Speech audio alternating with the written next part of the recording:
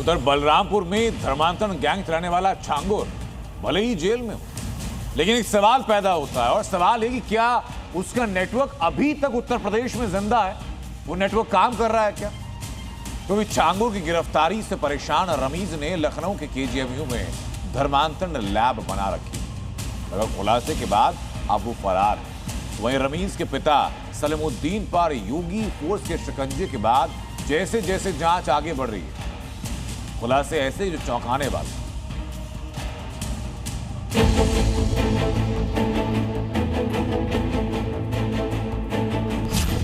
Doctor Ramiz उर्फ छांगुर का चेला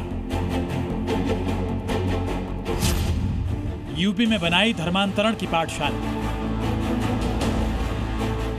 बलरामपुर से धर्मांतरण गैंग चलाने वाला छांगुर तो जेल में बंद है, लेकिन उसके गिरोह के दूसरे मेंबर यूपी में एक्टिव दिख रहे हैं।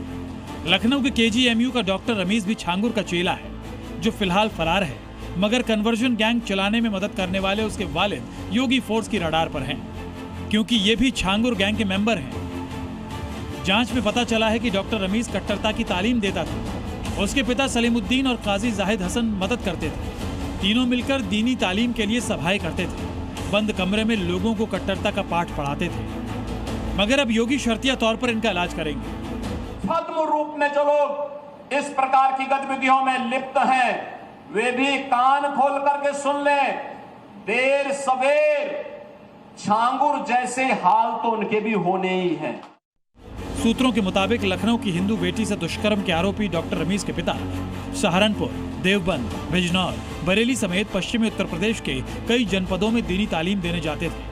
पुलिस की तफ्तीश में खुलासा हुआ है कि सलीमुद्दीन के साथ जेल गई उसकी पत्नी खतीजा पंजाबी थी। पहली मुस्लिम पत्नी रहते हुए भी 35 साल पहले सलीमुद्दीन ने दूसरा निकाह किया था।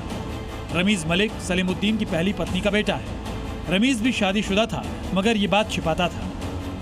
यही पाया गया कि वो लड़का उसको हैरस करता था, उसको गलत इन्फॉर्मेशन देता था, इमोशनली उसको ब्लैकमेल कर रहा था, उसको फॉल्स प्रॉमिसेस देता था कि मैं तुझसे शादी कर लूँगा when he was already married. The father is also guilty because उन्होंने भी हमें यही स्टेटमेंट दिया कि वो मैरिड नहीं है, जबकि वो मैरिड थे। वाइस चांसलर ने उस पर सबसे सख्त कार्रवाई, उसको यहाँ से निष्कासित करने की रिकमेंडेशन डीजीएमयू को भेजने का फैसला कर दिया है और अभी थोड़ी ही देर में वो फैसला डीजीएमयू को कम्युनिकेट कर दिया जाएगा। तीनों ने इस चीज़ को डिनाई किया कि शादी हुई है।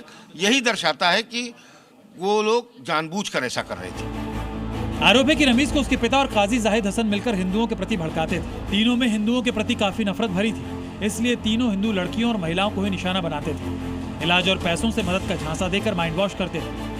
मुस्लिम लड़कों को भी हिंदू लड़कियों को प्रेम जाल में फंसाने के लिए उकसाते थे। रमीज के पिता सलीमुद्दीन का उत्तराखंड के खटीमा में भी होम्योपैथिक क्लिनिक है।